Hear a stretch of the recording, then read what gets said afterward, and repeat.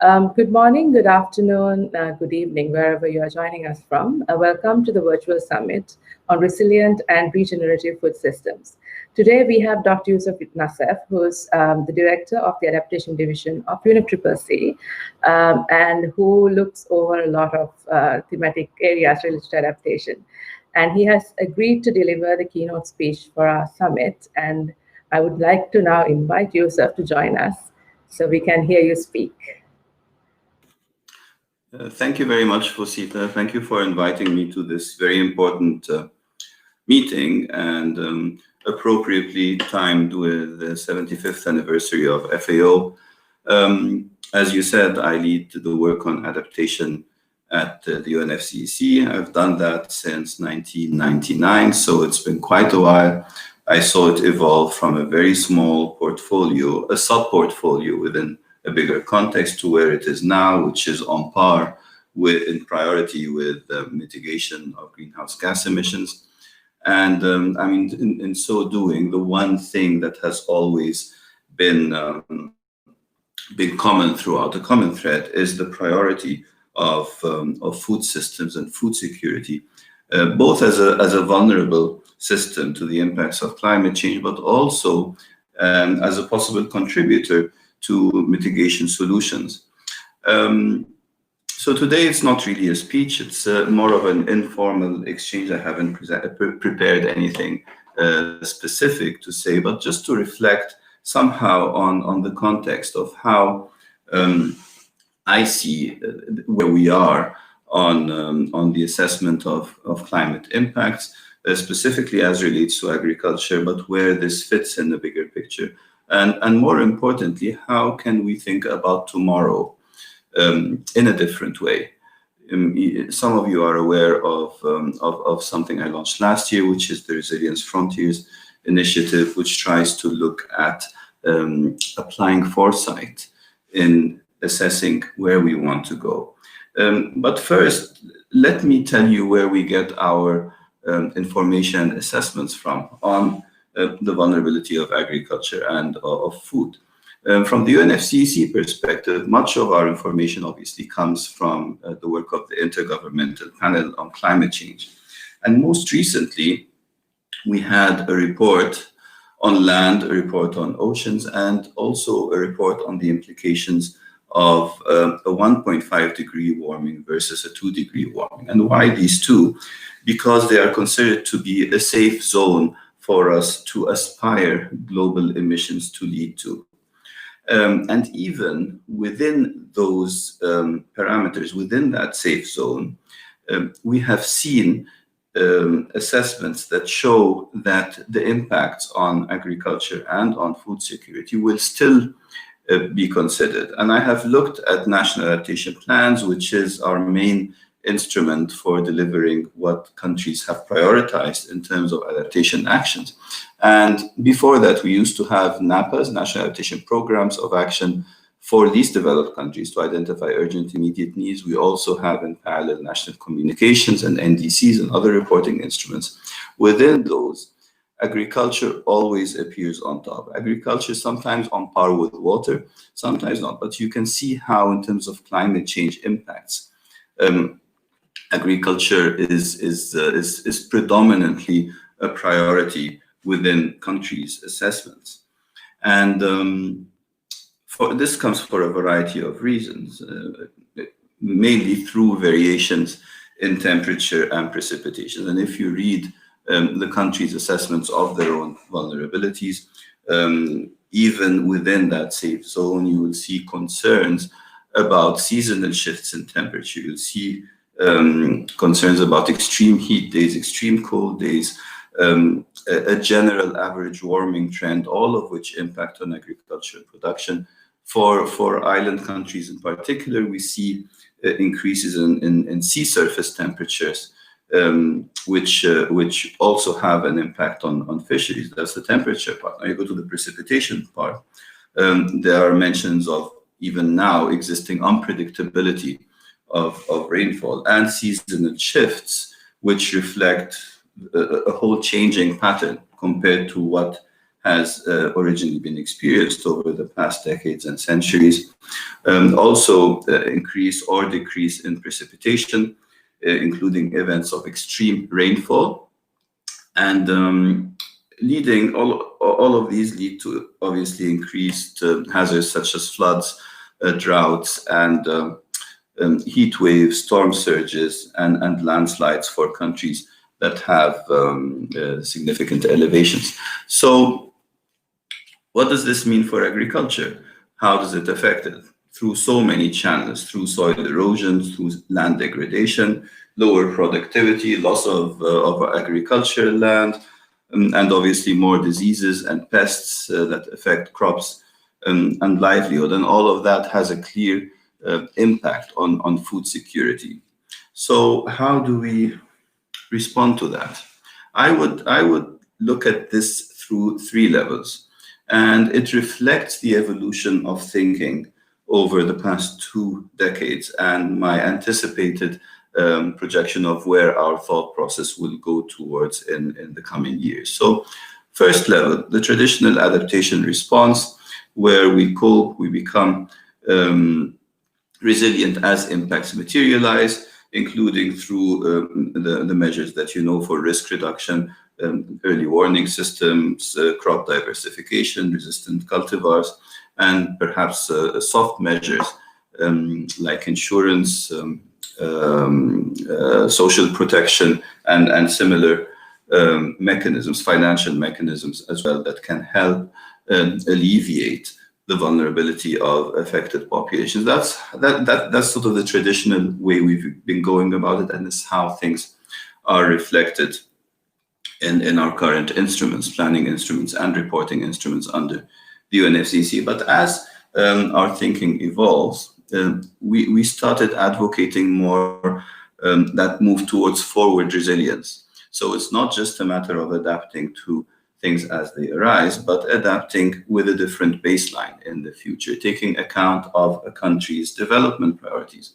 So if a country expects that as it evolves, its demographics, its economic trajectory might lead it to be more dependent on crop production within national borders, then the situation changes, not just about today's objectives plus a climate signal, but it's a different set of objectives plus a climate signal. So instead of building back better, we build forward better. And so taking account of a country's development trajectory, where will it be in 2030, where does it want to be in 2040, plus the sustainable development goals to which all countries have attached themselves to. So we want to reach zero hunger, we want to reach zero poverty. What are the implications of those on our thinking in terms of food security and in terms of agriculture as we take climate change considerations into account? So that's the second level. The third level is an added layer of foresight. So it's not just where I would like to be as a country within the next 5, 10, 15 years, but also how the whole world is shifting in paradigm, mostly due to technological changes. We know that today's world is going to be very, very different from tomorrow's world in terms of how artificial intelligence is affecting our lives, but also affecting agriculture, including autonomous systems, including Internet of Things, big data, etc. So how does one inject that foresight component in ensuring that we can reach regeneration, not just visualizing how to improve our development trajectory, taking today's realities into account, but envisioning a whole different world that can be enabled by the changes that we are anticipated to go through in the coming years. And I'm so glad that this meeting talks about regenerative, because that's a core element of that transformation to a resilient world, which also can be catalyzed by frontier technologies, and is a core component of Resilience Frontiers, which is the initiative I talked about. We have to be careful with the term regenerative, though, because I'm seeing here and there some corporations redefining it in certain terms that are much less ambitious than what you might understand it to be. And to my mind, the core value there is that each human adds to the natural support system more than they take out from it, and hence regeneration becomes a very important component of it. And driving from the tenets of permaculture, for example, we focus on growing the soil, and the soil then focuses on growing the plant. We don't just hold yield maximization as our main objective, but regeneration and ensuring proper, adequate, nutritious food without at the same time taking away from the capacity of the world to produce more food in the future. So basically, instead of eating the golden egg, we're in effect now eating the goose that lays the golden egg, and we have to move away from that. So envisioning a future using frontier technologies to make us enable that transition, a transition away from monoculture towards more sustainable ways, which for now may not have been profitable, but in the future may be very easily attainable using these technologies, but also with the shift in values, achieving a resilient society, achieving a regenerative food production environment does not necessarily need to be profit-making as our main objective. Now, it's not just about food. Achieving that resilient society looks at all kinds of other things. And we have in Resilience Frontiers 8 different pathways, all the way ranging from the change in values towards that sort of desirable world in the future, to how to use learning and education to reach that, to how to employ data, how to deal with transboundary issues, how to deal with habitats and health and ecosystems in the same package, as well as food as part of that package, how to transform our perception of prosperity and the role of money, the role of value in all of this. It all goes hand in hand. It would be very difficult to focus on one silo, in this case, food production, without taking care of all the others. Because the transformation will not happen piecemeal, and we can always be pulled back if we're only focusing on one part. So to close, just to reiterate, so we have different levels of thinking of resilience, including in food. One is our traditional way, mostly reactive, mostly piecemeal adaptation projects. You've all seen some of these, but that deal with a perception of the world to be the same as what it is now, only plus a climate change signal. The second is adding the component of a country's envisioned changes into the future as they develop and as they aspire to become in a different, more developed state. And then that changes considerably the baseline against which we are planning. And this is really important when you talk about climate change, because we're looking at long-term planning, not planning only for tomorrow and the day after. And then the third is sort of this global layer of foresight, where you take account of all these paradigm shifting opportunities and challenges on the side. There's a lot of possibilities for new inequalities that were never envisioned in the SDGs that we're looking at now in terms of data haves, data have-nots, access to the results of AI processing, etc. And that foresight component goes a step ahead, a layer ahead of merely looking at only our changes in development priority, but still assuming the persistence of current modalities, current systems, current economic setups. So with this, I thank you once again, Rosita, for inviting me to this very important conference, and I wish you all the best of luck and happy to answer any questions. Thank you.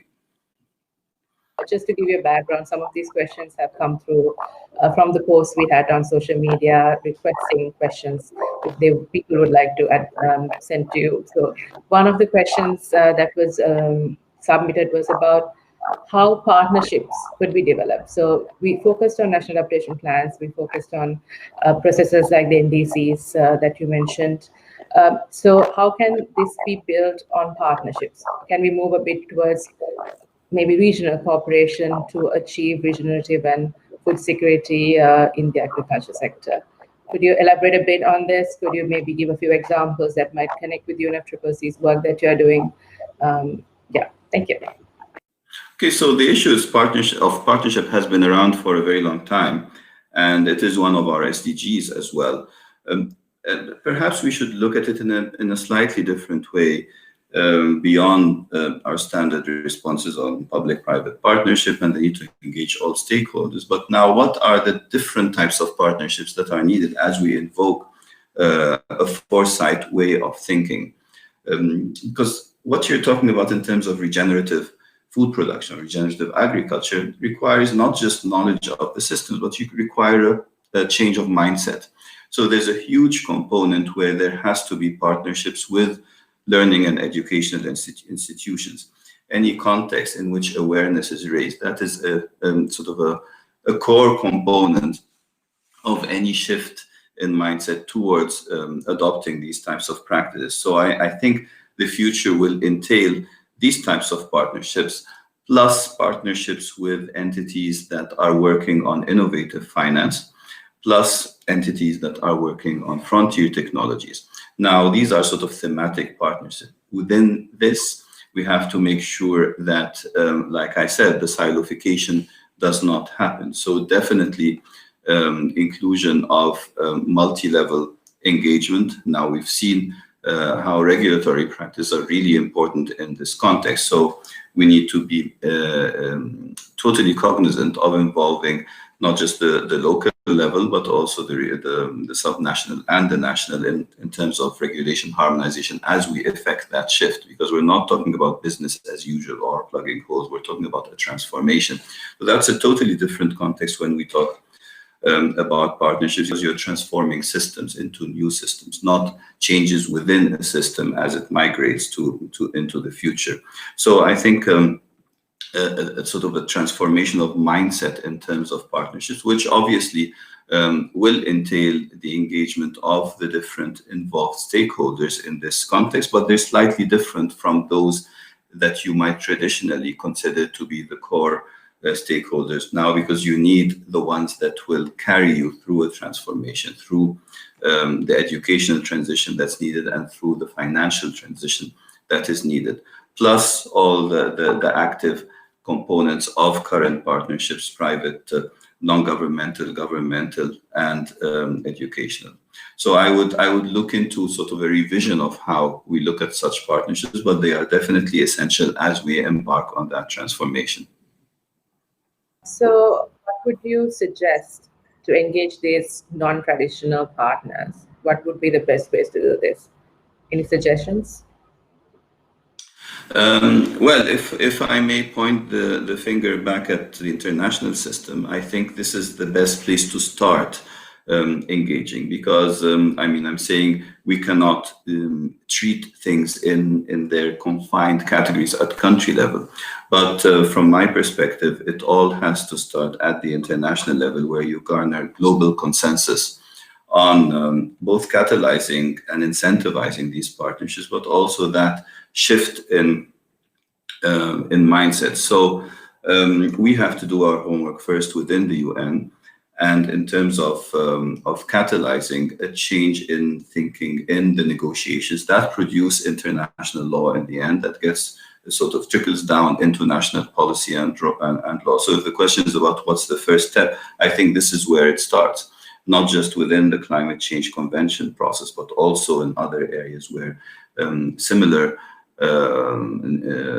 thought processes and policy making take place, including UNESCO, for example, which looks a lot at foresight, which looks at education, including FAO, including WFP, IFAD, etc.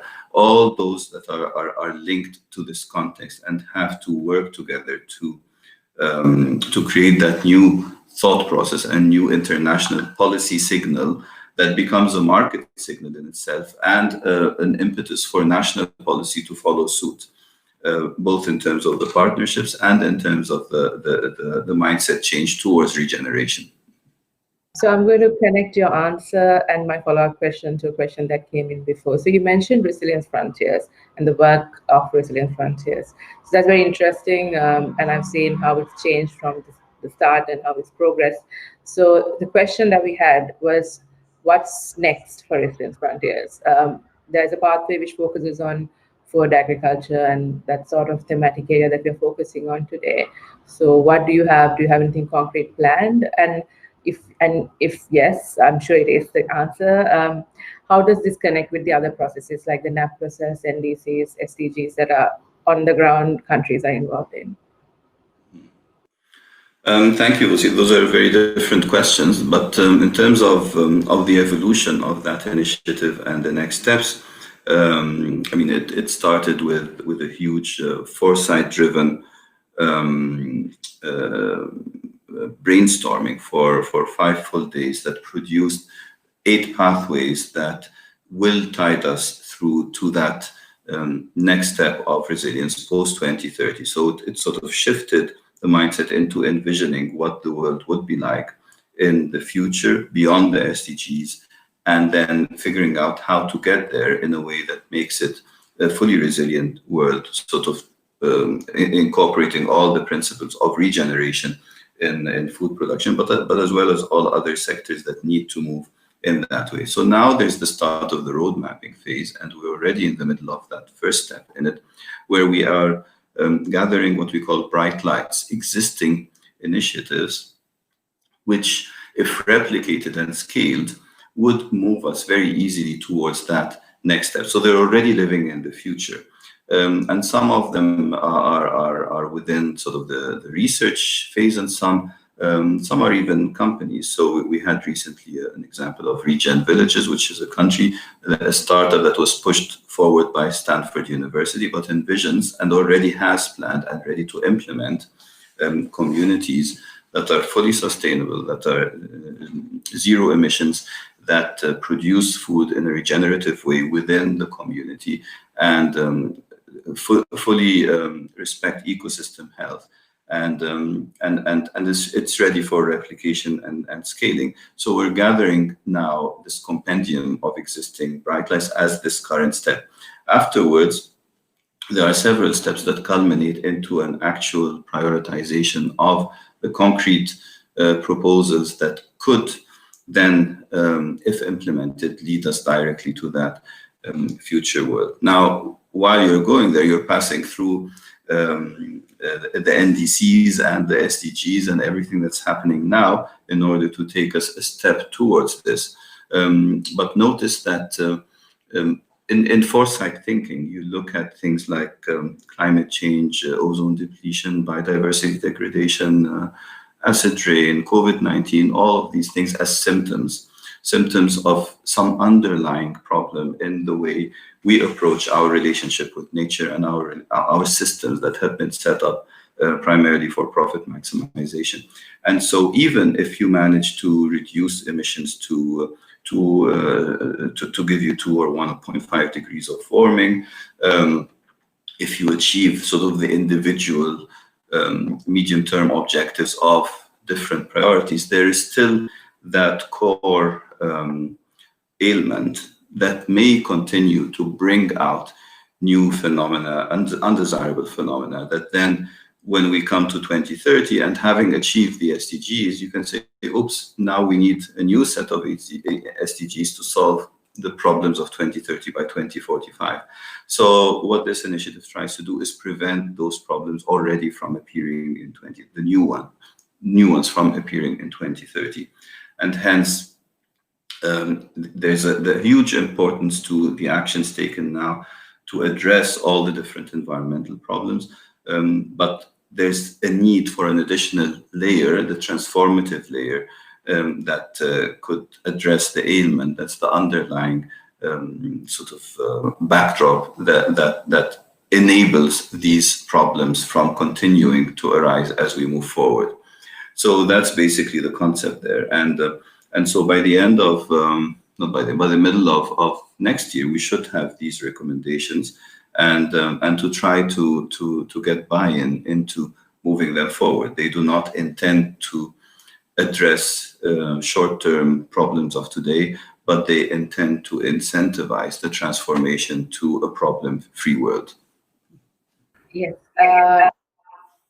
So on the corporate frontiers, how do you see countries engaging in it?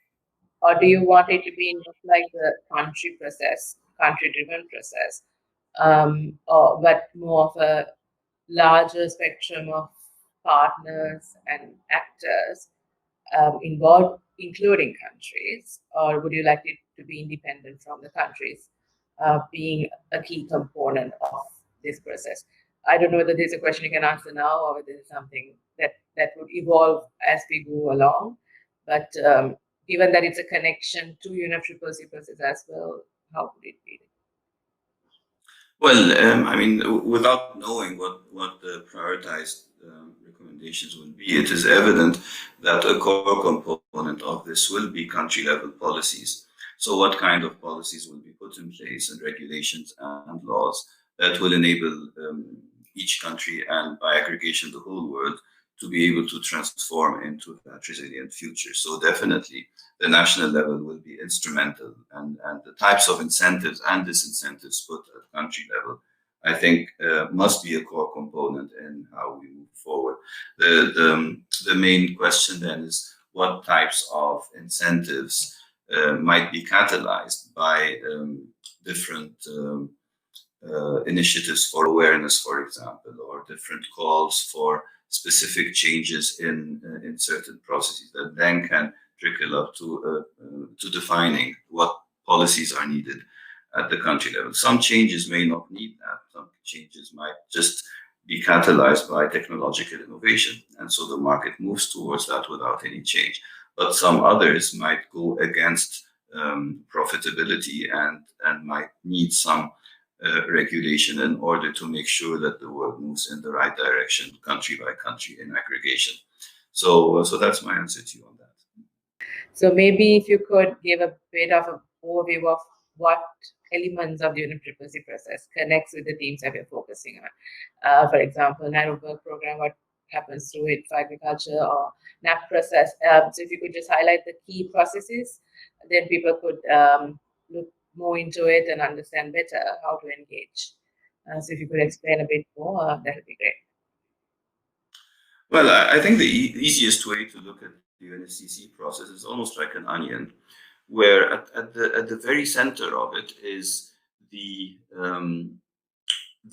objective, which is we want to reach a world where there is no dangerous anthropogenic interference with the climate system, and that is being put into effect currently by a warming limit as an objective, and that appears in the Paris Agreement. So that is, do not increase warming beyond 2 degrees, but it's even better if you limit it to 1.5 degrees. Now, the second layer around that central goal is how are we going to measure it, or how are we going to assess progress? And then we have that 5-year process, or like a report card every 5 years to tell us how well we've done in reaching the goal of limiting warming, but also in adapting to those levels, or being prepared to adapt to those levels. So there's this process called the global stocktake, and it uses technical assessments from a variety of sources in all sectors, from the IPCC as well, but also from a lot of technical bodies in the UNFCCC process that will produce technical reports that then can be used for our member states or the parties to the convention to be able to assess, yes, we're doing well, the goals are fine, let's continue as is, or say, hey guys, we need to do better, call on countries to to do better pledges. And so, as I just mentioned, pledges, that is the third layer, which is that also periodically, every 5 years, countries must submit to the UNFCCC their nationally determined contributions, which includes that type of pledge you were talking about. What does each country intend to do in order to address its contribution to keeping the world safe or within safe levels of warming, and in order to enable effective adaptation within those safe levels. And so these are sort of the tenets of a pledge and review system. Outside of that, then you have enabling systems that help countries do these assessment and implement projects. And this is associated with the financial mechanism of the convention, which includes the Green Climate Fund and includes the Global Environment Facility, with some special funds associated with it, like the Least Developed Countries Fund and the Special Climate Change Fund and the Adaptation Fund. And so that system of support is there, plus another one for technology support, the CTCN, the Climate Technology Center and Network, which is a clearinghouse for providing technological help to countries. So all of these combined together help countries from a technical standpoint and in the implementation phase. Now, within that, there are assessment processes. For adaptation in particular, there are national adaptation plans, which look at medium and long-term adaptation planning within all sectors, addressing all hazards, and with a very strong emphasis on stakeholder engagement and on partnerships within countries to implement these plans subsequently. And this also benefits from support from the Green Climate Fund. So just for the formulation of the national adaptation plans, there is up to $3 million available for countries to use in order to create these plans, and subsequently the countries can then apply for the implementation of the prioritized projects therein from the Green Climate Fund. Now, agriculture is also a cross-cutting topic across so many of our work streams. I opened by saying that it contributes both to adaptation and to mitigation of greenhouse gas emissions, obviously through land use, and so within the negotiating process, whether it relates to assessment or implementation or building the knowledge base, agriculture and food are always sort of a core component of all of these. And so recently there has been a call for sort of having an overarching discussion on all adaptation issues. So there was a work program created called the Coronavia Work Program in Agriculture, which has so far been undertaking a lot of workshops, holistic workshops, just to grasp the extent of overlaps and synergies across these work streams. Similar things have happened in other areas. So now there's another dialogue that's going on in next month, actually, will be held on land, on adaptation on land in particular, and another one on oceans as a cross-cutting theme. So sometimes we have our work streams divided in a way where sectors are not standalone issues, but are cross-cutting, and then you need to regroup so people can see it as a big picture. So that's happening as well. And so back to the onion I was talking about, it's like a cycle. So once the world collectively has looked at progress and made an identification of what needs to change or what needs to be enhanced, or basically that we don't need any enhancement and we're doing really well, and that feeds back into the beginning of the process of assessments of support to move things possibly in a different direction, and then the cycle goes on. Now, this 5-year cycle only came into play when the Paris Agreement was adopted. We did not have something similar before, but it promises to remain with us for the long term because it accommodates any changes in circumstances and in ambition. And speaking of which, there's also within that core part of the onion also a process of looking at the long-term global goal to assess whether it is still adequate or not. And that's sort of a 3-year process that will take place over and over. The current one that just started will look at progress. It will not look at changing the goal, but you can envision that the subsequent variations of this process might again revisit the temperature goal as well. Thank you. And I guess the next question would be, in the scorecard of evaluating whether we are doing well or not, where are we? Should we say we are somewhere medium scale, or is it like in a positive position that we are moving towards something good, or you think there's a lot more that needs to happen to achieve these goals? Are you talking about the warming limits? You said that we de-evaluate under the UNFCCC how things are moving, right, every 5 years.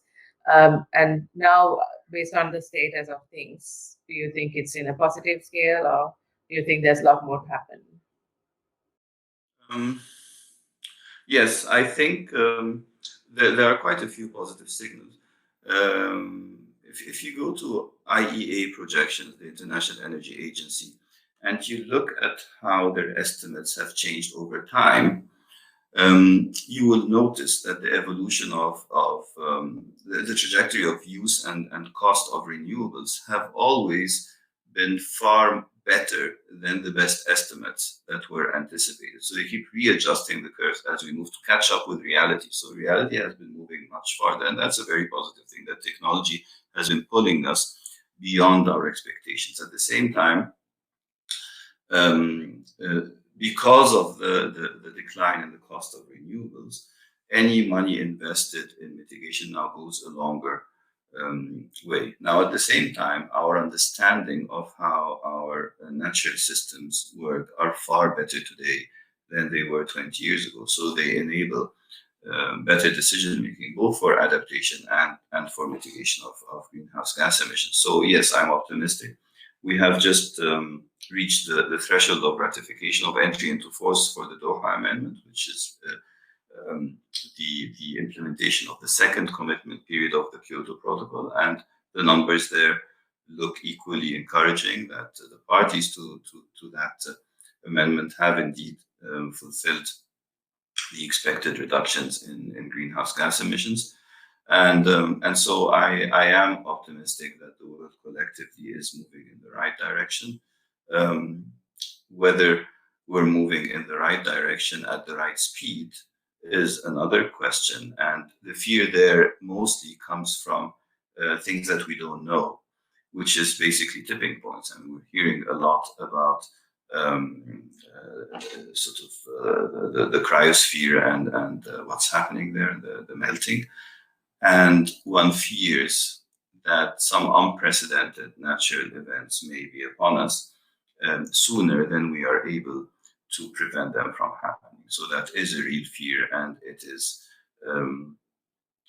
basically grounded in uncertainty, that we could be sort of deceptively comforting ourselves that we're moving, yes, in the right direction, it's going well, but there is a component there that we cannot predict, whether that we suddenly hit a tipping point that renders much of our efforts much less effective than we think.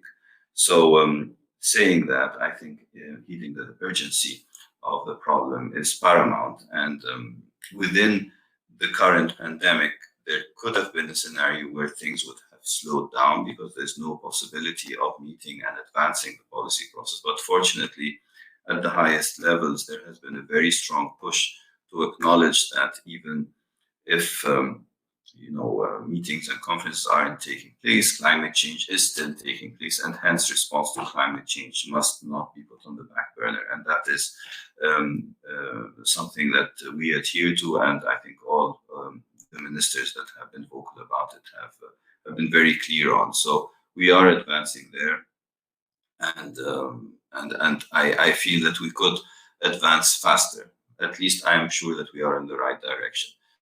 The rate of change might be best enhanced, I think, as a precautionary measure, because one of the principles of the Rio Conventions is the precautionary principle. So whatever can be done should be done, and should be done as early as possible. And that's the challenge that we face. Before we close, would you like to add anything? Is there anything that we missed in this conversation that you would like to add before we close this session?